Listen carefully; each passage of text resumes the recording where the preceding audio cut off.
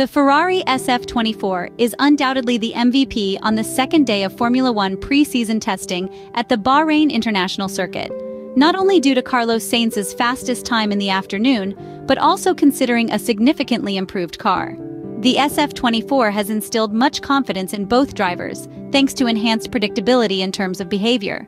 The two Ferrari drivers now handle a car with a much more refined front end compared to the previous season. This is evident from the onboard footage, showing a good response during entry and eliminating the tedious understeer that characterized its predecessor.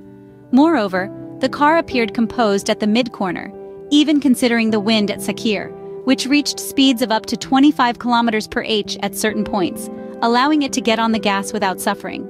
The Red Bull RB20 driven by Sergio Perez and Lewis Hamilton's W15, on the other hand, posted the best times in the evening, considering the times with the yellow-striped C3 tires, the softest compound in the Pirelli range. Checo and Lewis capitalized on lower track temperatures, enabling better performance from both the tire compound and the engine. Looking at the fast laps of the top three drivers, we see how Sergio Perez's RB20 efficiently utilizes the DRS, entering turn 1 with higher speed. Most likely, the former Racing Point driver achieved maximum performance, thanks in part to a more aggressive engine map, noticeable in the straight between turns 2 and 3. In turn 1, Carlos Sainz is the first to brake, although he gathers lower speed compared to his rivals. The Spaniard adopts a different cornering approach, sacrificing entry and anticipating the apex to have a better exit traction provided by the softer tire. In turn 4, the Ferrari achieves the better minimum speed, while Checo, struggling to hit the apex, recovers in traction. Shifting focus to the middle sector, the most technical part of the track, immediately highlights the effectiveness of the aerodynamic load developed by the RB20. With the same tires, the Mexican achieves a superior speed of 13 km/h over Hamilton. The Briton, on his first official day, has not yet found the right feel with his Mercedes. Onboard footage shows a struggling Lewis in managing understeer, requiring continuous steering corrections.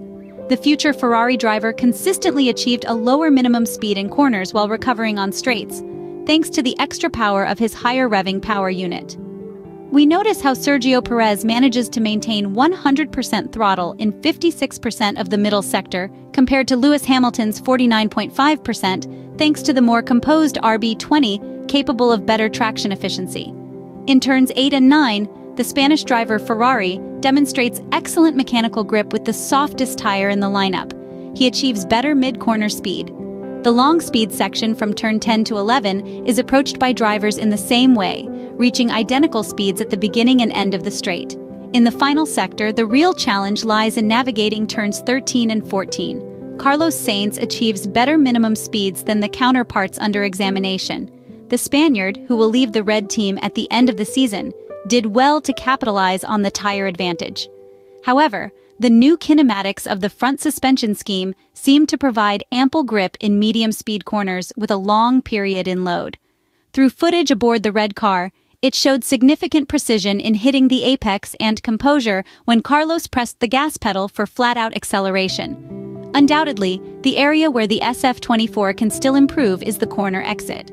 Telemetry data shows Carlos Sainz reaches 100% throttle later than his rivals on both occasions. Sergio Perez and Lewis Hamilton can, therefore, carry greater speed onto the straight. Finally, let's examine the use of DRS on the main straight. The Red Bull driver achieves the best speed delta with the open wing, registering a top speed of 320 km/h. This value approaches what Max Verstappen achieved in qualifying last year and demonstrates that car number 11 had a superior engine. Scuderia Ferrari is paying in this regard compared to the previous championship. The two drivers of the red team completed the fast lap with a still low-power unit mode. A similar situation for Lando Norris's McLaren, who had a gap of 10 km/h in maximum speed compared to the reference recorded in 2023.